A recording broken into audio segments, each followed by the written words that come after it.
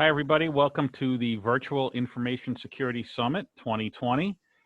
This session on Manage, Detect, and Respond and Manage Security Operations will be provided by ASMGi and Arctic Wolf. Today we have Steve Roesing from ASMGi and Tim Smoot from Arctic Wolf. Take it away, Steve.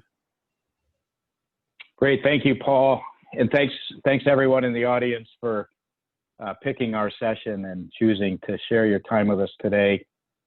Just a great topic. I'm really excited to be able to, present this information. And, we get pretty excited around summit time every year anyway. So it's truly an honor to be here and certainly a topic that's relevant for everybody.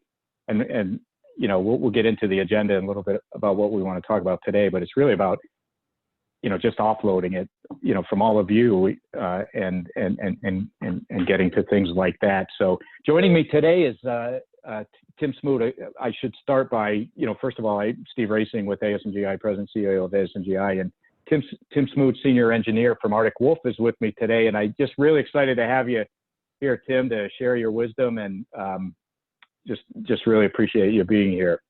No problem. Looking forward to it. Yeah. So just to kind of start us off, where are you geographically anyway in the country? In this remote world, you never really know, right, where anybody is. And very true statement. Yeah, I'm actually I'm a country boy. I'm about an hour west of Columbus, Ohio. About I guess 6, maybe 10 miles as a crow flies from the highest point in Ohio, which is not saying much, but that's where I'm at. Yeah, nice. Well, welcome. It's good to have you here, and I know you've got a lot of really good perspectives to share. And I should tell you before we get started that there's a great big wolf right behind you. And okay, he's a friend, right? Yeah, definitely. Anyway, so here's what we're going to talk about today. Why do we even need cybersecurity operations anyway, right? It sounds like a rhetorical question, but it'll be great. I think how we kind of delve into that just to kick us off. And what does the current landscape look like? What are the components of a total solution? A total solution is an ASMGi term, but we're going to talk about like how you put it together to really solve problems for people and make your life better. How is MDR MSOC a foundational component of my cybersecurity operations arsenal? So I think this is a key point, and we're going to get into that material a little bit, and then just kind of delve into some key takeaways. Summarize what we talked about in the webinar and some key takeaways for everyone in the audience. So you ready to get rolling, Tim? Let's do it. Yeah. So why do we even need cybersecurity operations anyway? I thought it was kind of neat. Why don't you go ahead and just elaborate on these slides a little bit if you can? Yeah, there's a couple, 3 things to really take away from this information. The first of which is we're showing 3 very big, very common, very relatable names industry-wise, and not necessarily all in the same industry. So that's an important part. But the point we're trying to bring forward here is the fact that we're not talking about small or even medium-sized businesses. These are folks with extremely large budgets, probably in most cases very extensive security teams, and extremely capable teams at that, as well as numerous different security tools and methodologies deployed in order to prevent these kinds of situations. So the first one there is Target. That's a pretty popular talk track with respect to the industry on being maybe even the most popular. Exactly. Right? But yeah. What's really funny is it gets brushed over a lot, and I think most folks think all 3 of these hacks, for that matter, are good old-fashioned Windows or phishing or malware type hacks. And the truth is that in the majority of these cases, these were known vulnerabilities, or they were tools that were deployed and not monitored appropriately. And then last and certainly not least, they were non-standard type appliances or threat surfaces that weren't included in their monitoring situations. So both Target, well, actually the Target one and the other one that's not listed there is the Marriott one. Both of those were actually POS systems, right? So point of sale type systems that were managed by quote unquote an external organization. So they weren't properly monitored nor managed, and there were known vulnerabilities that were exploited. Equifax is also one that's just, not trying to point fingers at anybody, but just truly shocking in the fact that this was a known vulnerability that every vulnerability system or scanning tool would detect, that just wasn't patched. So at the end of the day, what we're trying to highlight here is we're not pointing fingers or trying to throw darts at people and say that they're not trying to establish or maintain a good security posture. What we're trying to establish and maintain is the fact that this is a difficult thing to address. You have to look at it with a broad visibility and an understanding that things change dynamically. Yep.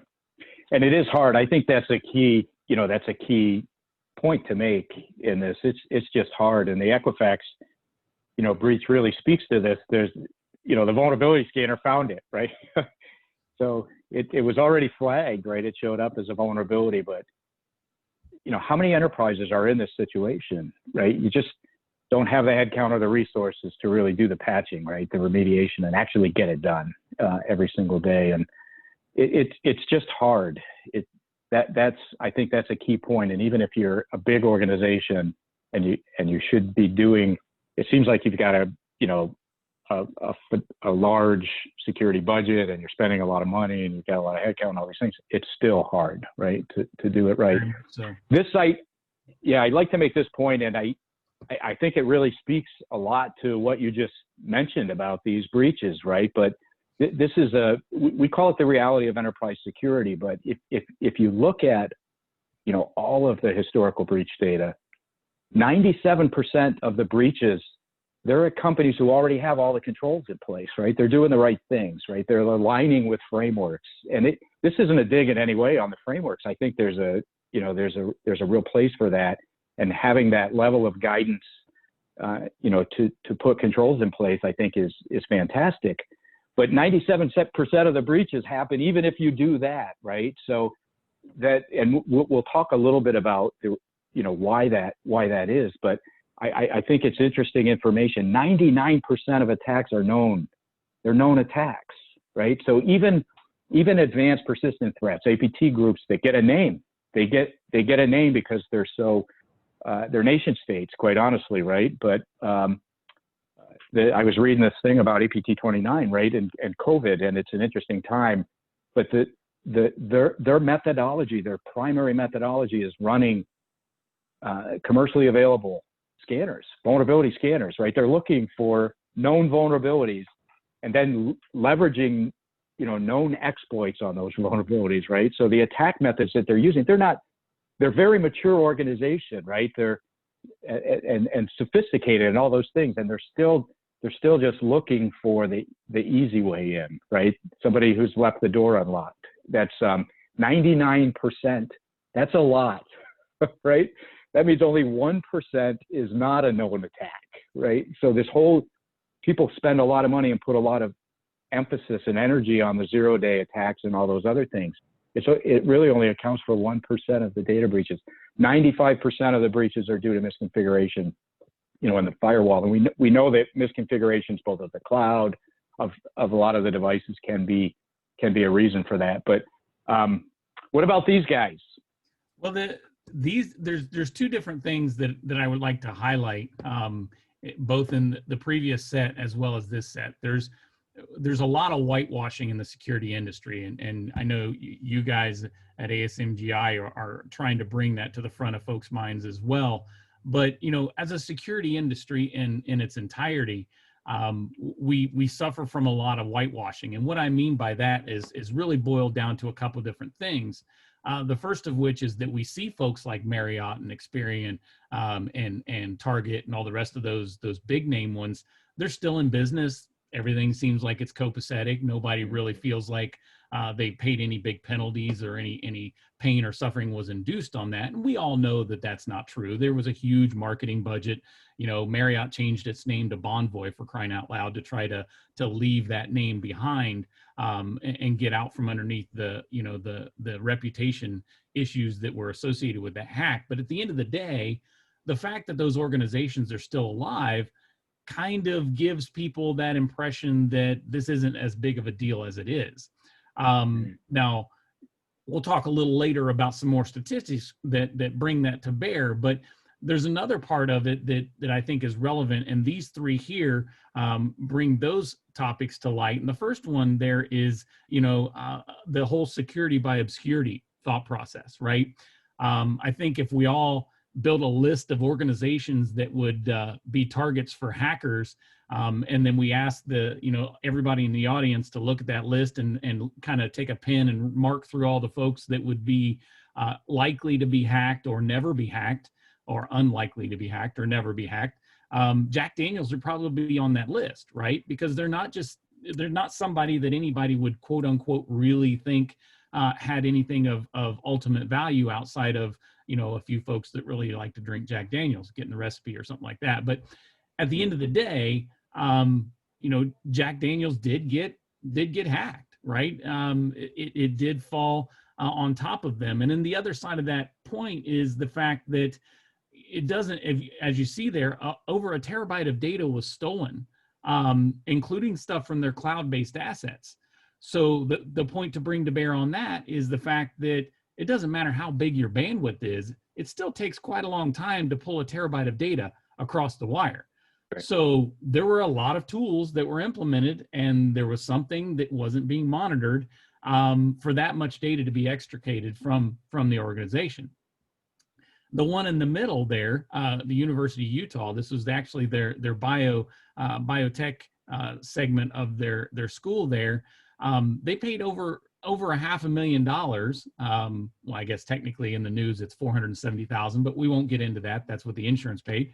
But at the end of the day, 90% of what they had was all cloud-based, right? They're leveraging the cloud, and the folks that infiltrated that organization realized that, but they dug around and spent enough time on their network to find, and that is not a typo there, folks, 0.02% of their data. Now, we don't know what that number is. It could be, a gig or 4.5 petabytes. I don't know what 0.02% of their data is.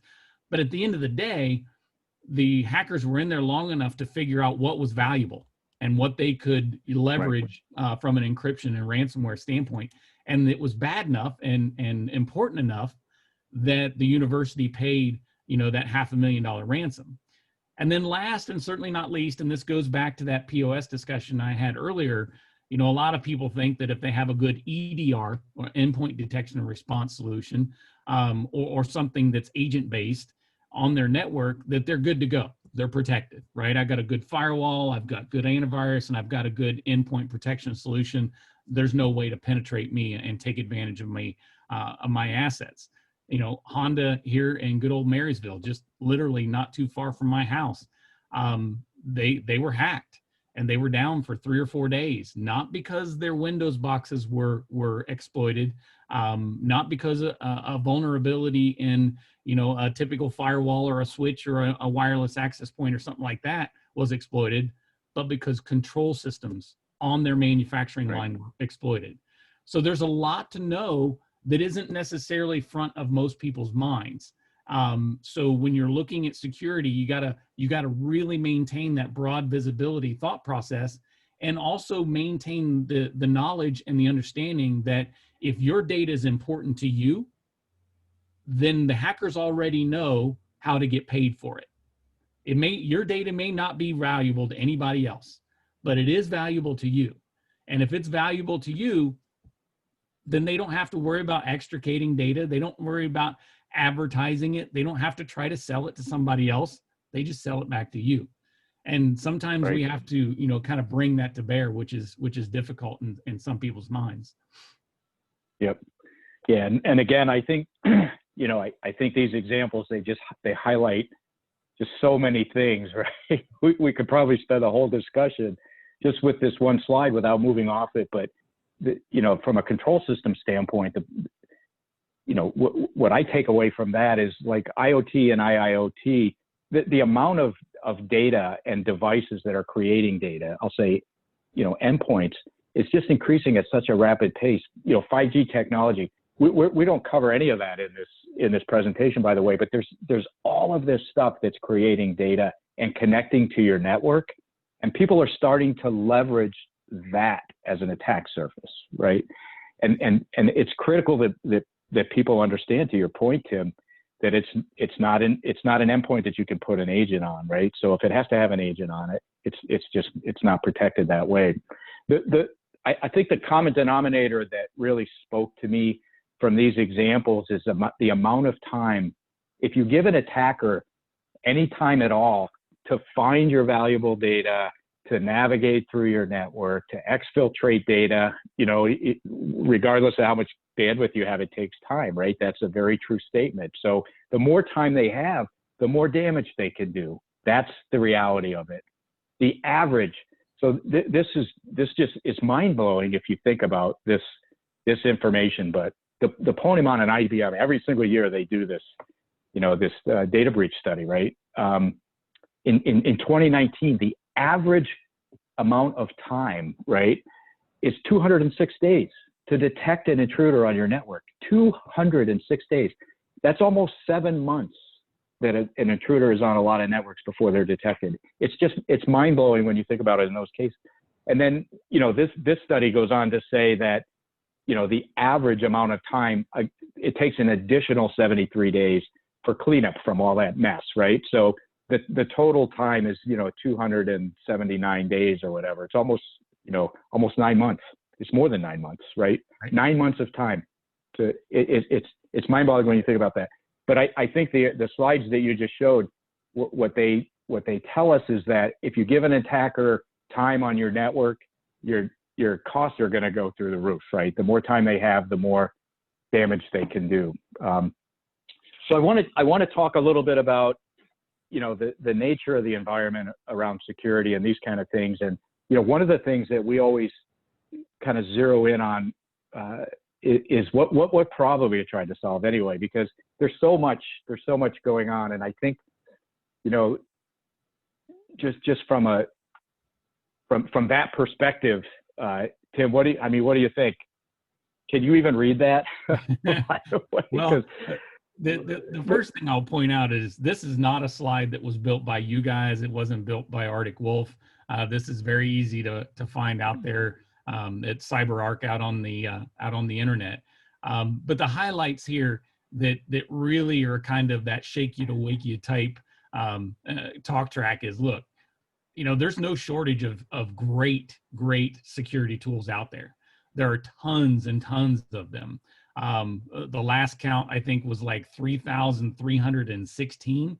There's probably 2 or 3 more since that, and there could have been 20 or 30 that went by the wayside since that. But that's not the point. The point here is that there are lots of tools, and we're spending a ton of money on those tools as an industry, right? $120+ billion. However, in 2019, we reported just shy of 4,000 breaches. Now, all of us on this call, audience included, are completely aware of the fact that the term reported and actual are not even close to to similar number, right? A 4,000 reported probably is every bit of 6 or 8 times that number that actually were breached. So what we're trying to really bring to bear here isn't, again, pointing fingers and saying that these tools all are a waste of money and people are spending money and not getting what they purchased. What we're trying to bring back to the front of everybody's mind is there's a lot more to it than buying a tool. There's a lot more to it than buying 1 tool or 2 or 5. What really is the thing that needs to be brought into the front of everybody's thought process when they're addressing security posture is broad visibility, actual tool efficiency, and overall security posture effectiveness. And those are the things that really accelerate and increase that comfort with respect to security. Yep. Yeah. And when we talk about risk, a lot of times effectiveness is becoming more of I think a common understanding, and people are really concerned, particularly around third-party risk and those kind of things. If somebody's doing a risk assessment on you, having the control is one thing, but having an effective control is an entirely different thing. So we take that the concept. First, I'm just going to back up for a quick second. This is the purpose, again, to your point, is it's not to promote any one of these tools. It's just to show that there is no shortage of tools. That is not the problem, right? That we're trying to solve is. But a lot of people ask me, what tool should they get, right? And I'm like, there's 3,316 of them, to your point, right? It depends. That's inevitably the answer. But I think if you do the right things, then you can take, and you go back to that slide with the percentages, right? If you can take 99% of the likelihood of a breach off the table, that's a pretty good start, right? And that's really the context of what we're talking about today, and the operational side of that. So we say the same thing that other slide said. In 2014, the security industry coined a term called the fog of more, which I've always thought is really interesting, right? Because I wouldn't want to be a customer that had to, the CEO rides into work and listens to NPR and says, hey, let's be NIST compliant. And so make sure you have all these controls in place, project. And the enterprises are just, it's not like there's not anything on their plate. If you're a security practitioner today, you're working really, really hard. And the reality is, from an enterprise standpoint, again, it's not that there's a lack of tools. The fog of more says there's more tools, there's more complexity, there's more knowledge, there's more data, there's more of a lot of things, but not necessarily a better security posture, right? Not necessarily more security. A lot of people are spending boatloads of money and still get a data breach, right? And I think that's the point that we're trying to make above. Yeah, that's right. Almost everybody is. So the fundamental problem with enterprise security today, I just wanted to talk through these things, but a lot of people and again, I go back to, this isn't a dig on frameworks, right? I think ISO does a great job, and the things that ISO represents are very critically important. NIST does a great job. The things that NIST represents are critically important. Pick a CIS top 20, pick a set of controls. I think it's good to have a framework from the perspective of using it as guidance, right? But enterprises, sometimes it can work against you in that you get this false sense of security that, hey, I've put all these controls in place, now I'm protected, and you get a data breach anyway, right? Like a lot of the examples that you gave, they're spending a lot of money on security. So I think if you use a controls-based approach, the caution is that it's not whether it's that you have the control, it's whether it actually works, right? So you have to validate it somehow. We have a whole talk track on that, and we're not going to go down that rabbit hole today, but that I think there's a real risk, and it's a real flaw in enterprise strategy today that says, hey, we're ISO compliant, big smile. So the problem is that people don't validate their controls, right? Are they actually working, right? And the other problem is prioritizing initiatives. It's a huge problem in the industry. There's no question. And enterprise strategy has a hard time quantifying risk and prioritizing strategy and all those things. And again, it's just really about mentioning that. And then a lot of enterprises have a hard time demonstrating actual return on the investment, right? And the reason is because there's 3,316 security tools available, and people are saying, hey, line up. This year, we're going to do these 3 projects. Next year, we're going to do these 3 projects. Most of the enterprises I talk to are still working on last year's projects, by the way, or the year before, right? It's hard when you think about it that way. We call it a point solution mentality. We'll get to that in a little bit. But in any event, wouldn't it be nice if you had a strategy that aligned better with these kind of fundamentals, right?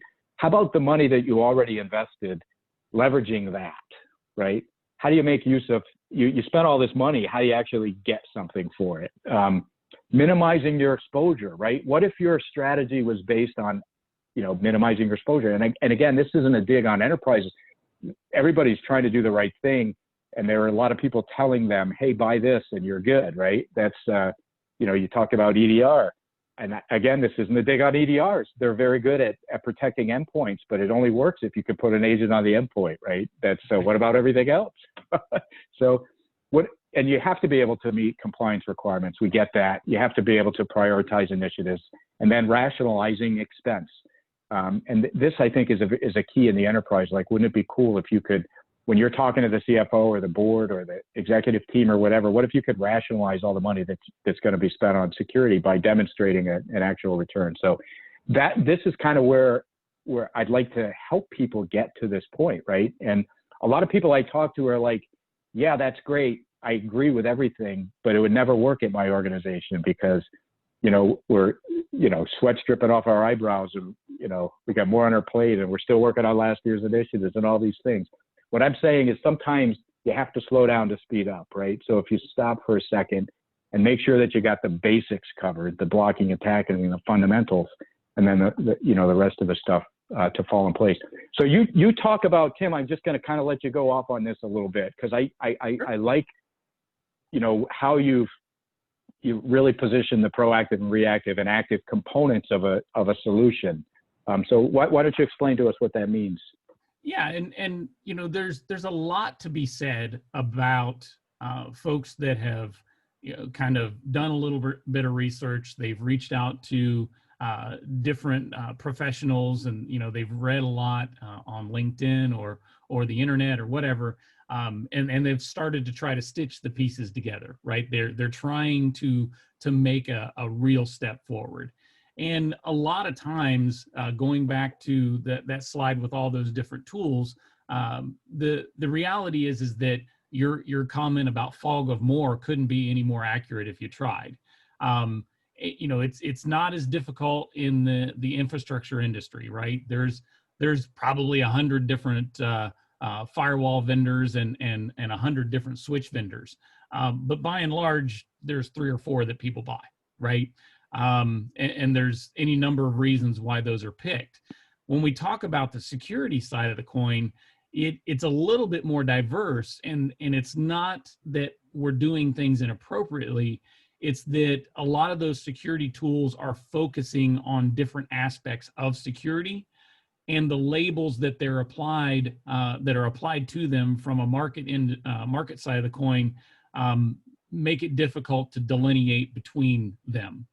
So as a means of simplifying that, what really I target is, first of all, I'm a big guy when it comes to education and getting, let's sort through all of the minutia and get down to really where the framework, if you will, or if it's better, the foundation of a security posture in an organization. And really what you need to have are 3 different pieces.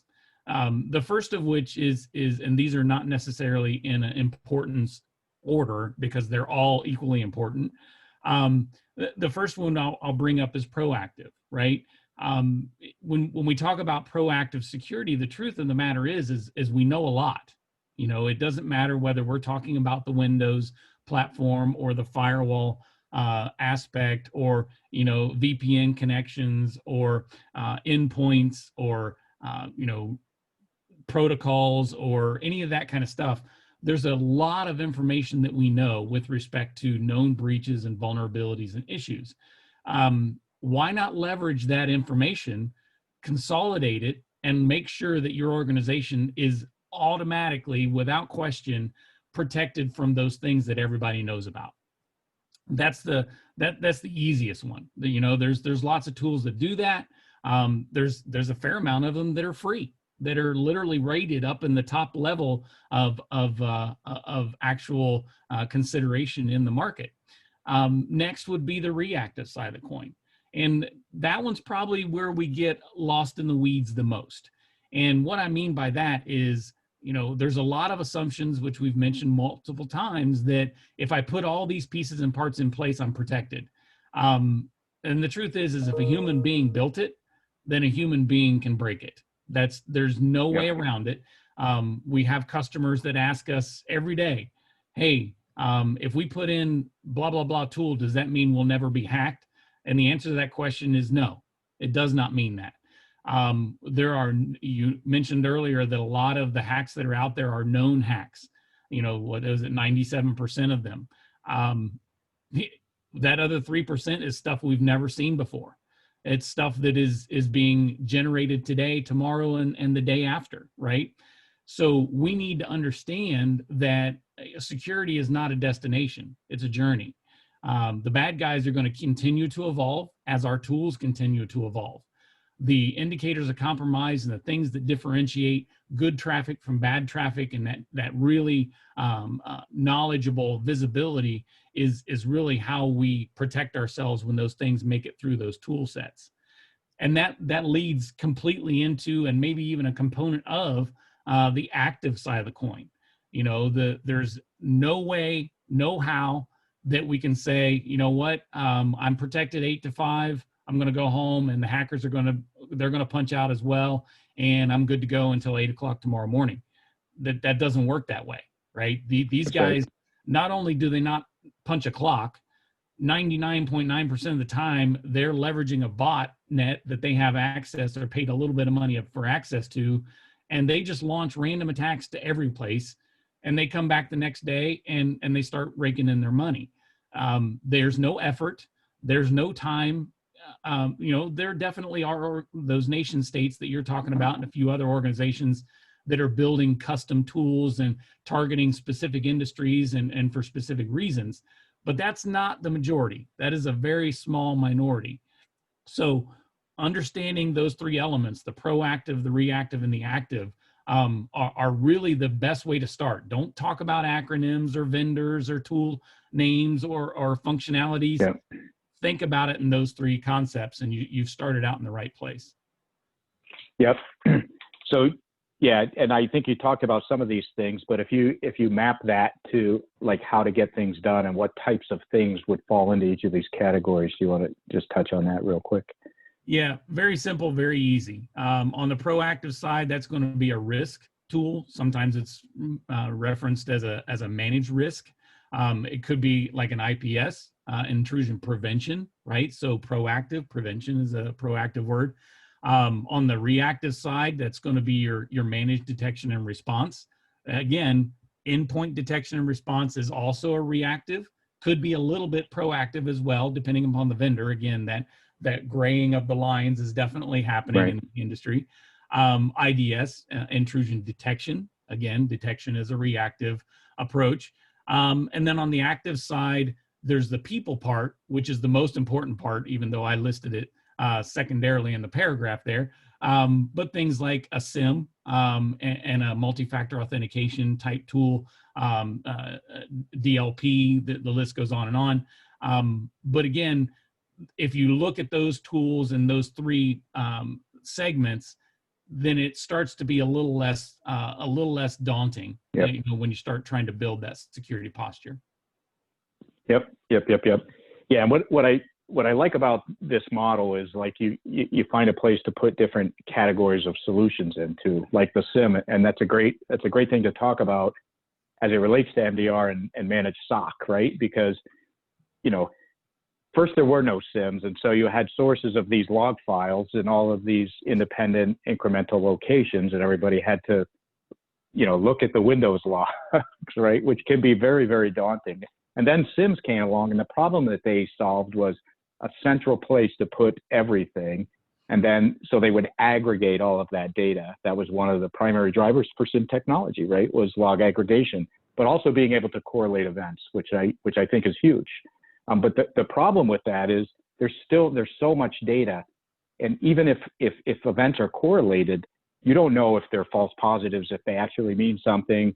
And if you rely on people to review that information, it's just hard, right? It's just hard. You can't hire enough people to get that done. So this is where the MDR, I think, is really kind of, it's the evolution of that process, right? There's no question. Now it's not just about everything being aggregated and then everything being correlated. It's monitored for, you know, IOC tripping an indicator of compromise. So I think, you know, I really like that proactive, reactive, and active model. And one of the things that we talk about at ASMGi a lot, particularly as it relates to technology partners and things like that, we have a branded solution called One Team that we say it's a total solution, right? And a total solution has got 3 pillars. It has to have a program, and it has to have the technology stack, and then it has to have the operations. And so it kind of aligns with, the program is really the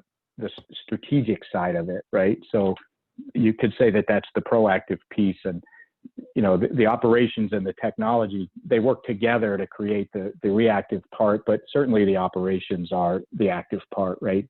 Somebody has to show up. I often explain operations as somebody has to show up tomorrow and actually do it, right? And then somebody has to show up the next day and actually do it. And that's true for, the next day, it's true for the next week, it's true for the next year. So somebody has to do these things. But one other point that I'll make, the proactive versus reactive. So we have this whole, kind of thing that we talk about, the old way of thinking, kind of the point solution, and it kind of aligns with a project-based approach to security, like, hey, meet this control, put this piece of technology in place, and then let's move on to the next project, meet this control, put this.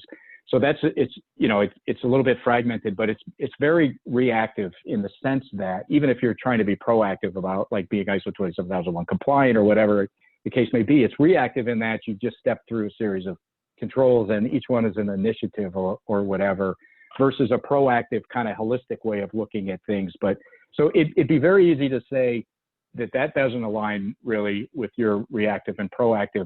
But I think one way to think about it, I thought about this when I was, kind of putting this information together. One of the things we talk about is planned activities versus unplanned activities. So even if reactive, like support, whether it's IT tech support or security operations, when you're detecting something, it's reactive because you're looking, it's already happened, right?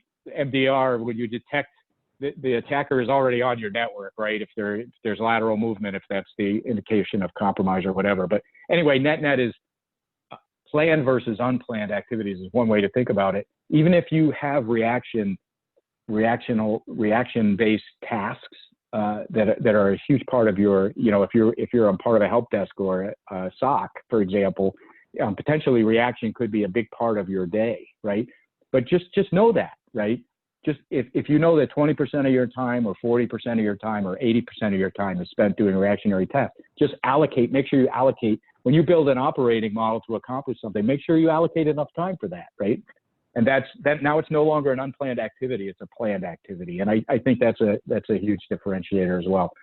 So just to kind of summarize all of the information that we've put together, what do you want to just kind of go through this real quick? And again, I'll say that we're okay on time, but we're getting close because we want to save enough time to have some audience participation and questions. So we'll move pretty quickly through a couple of these things.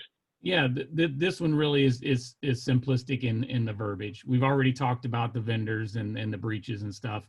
And really, we're just trying to tie it all together and say, look, we don't, in most organizations, to your point about, doing compliance functionalities and purchasing tools and maybe even having SOC individuals or security professionals as part of your organization, there's not an awareness issue. We've already addressed the fact that there are plenty of options. There's not an option, yeah. Yeah, and in most cases, most organizations have even allocated a fairly decent budget to address either control or security implementation. So that's not what we're talking about. That we're elevating above that, right? And truthfully, what it is it's an effectiveness issue. And right. When we think about effectiveness, again, we're not pointing fingers, we're not punching anybody in the gut. What we're saying is we recognize the fact that it's a lot. And as long as we address it from that standpoint, then we can probably be more effective in an overall security posture. And I would say, one of the last things, to kind of tie that all together is if you've mentioned compliance and some of those controls, that's also a part of the security industry that's difficult for customers because they're, if they're part of the healthcare industry or the financial industry, they're told they have to have a SIM. to meet compliance. Right. They've got to have log retention. They've got to have this, got to do that. But that's all they're told. They're not told that it needs to be monitored, and it should be actioned upon, right? It should be part of their security posture. So there's a difference between control drivers and security posture drivers. Now they definitely merge, but keeping that in mind is very important. So how compliance does not equal security is what it boils down to, exactly, right? So, exactly. Yeah. And these are literally the 5 steps that not trying to sell anybody on anything. This is literally going back to those 3 aspects of security: the proactive, the reactive, and the active. And then this is how to make it into an effective piece of your pie. Step 1, again, talking about that SIM, you're correlating all those logs. You can't limit what you're looking at. And if you've got a security vendor that says we only want to see this vendor or this type of log or this many logs, then they're probably not the right vendor to be talking to, right? The truth is information is power, and we need to always understand that. The second one we have already talked about, that leads back to that 24/7 visibility, right. And it needs to be human beings. Artificial intelligence is not intelligent. It has to be taught. And if you're teaching it good things, you can teach it bad things too. Step 3, cybersecurity is not network operations, right? So a lot of organizations are trying to get their IT staff to do cybersecurity and vice versa. They're 2 different pieces of the pie, right? You don't typically have a heart surgeon working on somebody's foot or vice versa. There's a reason why that there's a delineation there. I mentioned the fact that you have to understand that addressing security there's no end. It's a continuous, ongoing process. So it's not a destination, it's a journey. And then the last one is probably the one that I like to bring to bear that helps people, especially when they're talking to management and the C-level. It's like, look, security needs to enable the business.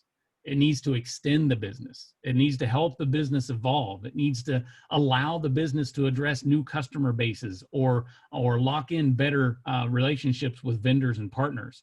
So when we continuously look at the good old-fashioned security place, just like we did our network operations centers as a cost center, then yeah, we're going to continue to run into problems. Right. But if we start seeing how security can benefit the business, now we're starting to meld the 2 pieces together and be much more effective. Yep, great information.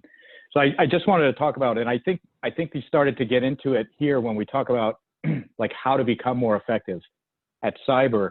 We start to see like some of the components of an MDR and a managed SOC, the operation side of it, and just being able to delineate through those things, but how it can start to be foundational or fundamental in your security arsenal. There's no question. So when I use our program plus technology plus operations paradigm, I just want to break that down just for a little bit, because the program really means this is the place where it's where you can start to get real strategic, right? And you should define what problem are you trying to solve? What objectives do you need to meet? Your SLOs and SLAs, they all end up in your program, right? So you define, do this before you pick a piece of technology, right? Because the technology should align with the program, right? It should align with the strategic requirements and those kind of things. So in 2, like the technology, so 1 has to come first. Otherwise, you pick a piece of technology and then you build a program that maps to it, right? Instead of the other way around. And I think it's important that people kind of do it in the right order from that perspective. But that's what happens. That's right.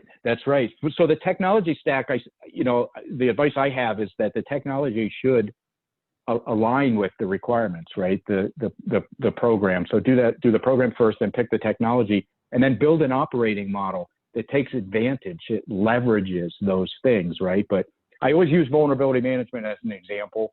If your vulnerability management program, first of all, everybody says they do it, right? And if you're not doing the remediation part, you're not really doing the vulnerability management program, right? But a lot of strategic objectives are like, we all know about CVEs and 4s and 5s and those kind of things. Critical and severe vulnerabilities shouldn't exist in an environment, right? And so a lot of strategic programs say that you can't have a 4 or 5 for more than, say, 45 or 60 days or whatever, right?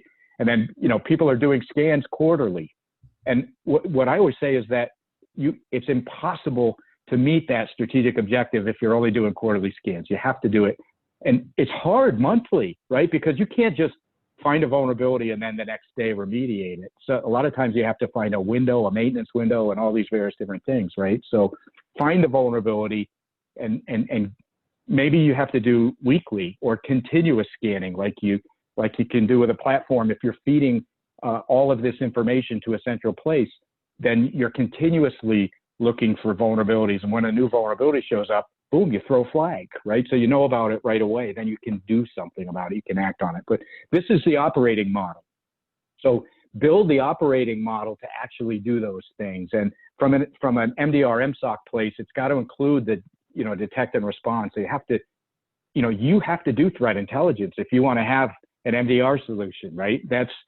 It just, you can't have one without the other, right? You can't find and detect intrusions if you don't understand what the threats are and know what the IOCs look like and those kind of things, right? And you have to be able to filter it and do that type of information. But in any event, I think it's a great takeaway and some good information. And we're kind of running low on time, so I want to move through this. Gartner's got a maturity model for the SOC analytics, and I'm not going to spend any time on this, but I just wanted to reference the components, and I moved my mouse over. I don't know if you guys can see that or not, but SIM is part of it, threat intelligence, network traffic analysis, the endpoint detection that you mentioned, for sure, and user behavior analytics, right? So you want to be able to understand what is normal behavior and what is anomalous behavior, because if you have anomalous behavior, there's probably something going on that you should take a look at least, right? At least take a look at it. So I think it's critical to understand those things, but everybody that's part of this will get the slides, so don't worry about that, and you'll have this information available. But I want to get to a couple of the other key takeaways real quickly if we can. Do you want to talk? We don't have time to really go through all of these, Tim, but I think everybody knows there's a shortage of talent, and everybody's got more on their plate than they could possibly get done, right? So but there are a lot of stats around this going around, but I think everybody's kind of aware that it's a challenge, but it drives a lot of, I'll say, the reason for leveraging technology to automate and automation and those kind of things. Anything you want to speak to directly on this? No, you hit the nail on the head. The point we're trying to drive here is the fact that, this isn't something that any specific vendor or any specific tool person or product person is trying to drive in order to sell something. The industry is recognizing this stuff. This isn't, it's borne Right. out by experience, not just a sales pitch. Excellent. Yeah, and then lastly, I just want to talk about from a takeaway standpoint, coverage. It's so critically important, just having somebody watch the environment 24/7. So, one of the things the ransomware, 5 p.m. or 6 p.m. on a Friday in your local time zone is a very popular time for attackers, right? It's probably a very busy time because they know for a lot of businesses that nobody's going to be there for a couple of days. They've got time to kind of look around on the network unless there's tripwires or infrared lights that they're going to set off an alarm, right? So you picture the guy crawling through the steam duct or whatever, the heat vent, whatever. But having that 24/7 monitoring is so critically important, I think, and just knowing what to look for. Having expertise available to you to do threat hunting and just basically know how to filter out false positives and those kind of things. It's a huge benefit and those kind of things. And just being able to do vulnerability management and incident response very actively and get those kind of things done for data preservation and not, evidence is huge, right? And then just being able to put a strategy in place, build a program with meaningful metrics and SLAs and SLOs and strategic objectives and requirements and all those things. And then just reviewing your work periodically to make sure that you're doing the right things. And it's a moving target, to your point earlier, right? We know it's evolving and those kind of things. Anything to add on this before we break for Q&A? No, really, it's just tying it directly back to those three pieces and parts, right? The proactive, reactive, and active. So, you know, the delineating that and keeping that in the front of mind is the target there. Excellent. Yeah. So with that, I think we'll stop here and we'll open it up for audience questions. And we're going to do that part live, and so everybody will have an opportunity to interface. And I just really appreciate your perspective, Tim. We've had these conversations often, and I could do it all day long, quite honestly. So thank you so much for joining us today, and we'll open it up for audience questions. Thank you. Thank you. Have a great day.